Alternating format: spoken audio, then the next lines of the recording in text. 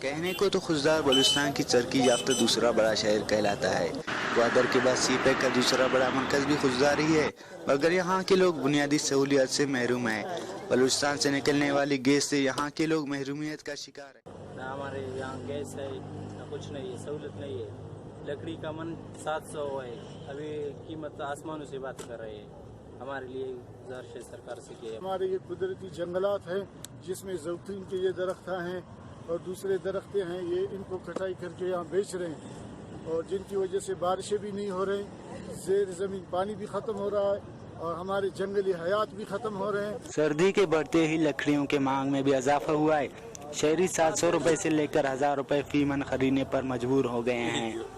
خضدار کے لیے سابقہ نمائندوں کی جانب سے گیس پلانٹ دینے کا کئی بار اعلانات کر دی ہے، مگر عملی یہاں کے لوگ لکڑیاں خریدنے پر مجبور ہیں۔ خضدار میں کوئی سہولت نہیں ہے، یہ لکڑیاں تو اتنا مہنگا ہو گیا ابھی لینے کے قابل بھی نہیں ہے۔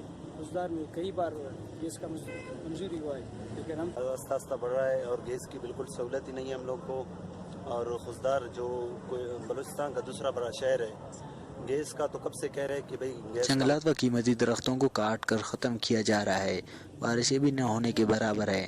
ٹھار والوں کا کہنا ہے کہ یہاں کے جنگلات خالی ہوئے ہیں، لکڑی کی بھی مانگ میں اضافہ ہوا ہے، سوکھی لکڑی ملنا بھی مشکل ہے، یہ لکڑیاں دوسری شہروں سے منگواتے ہیں۔ یہاں کے عوام کا دیرینہ مطالبہ ہے کہ حکومت گیس کی غیر یقینی اعلانات کو یقینی بنا کر خضدار کو گیس فراہم کر دے۔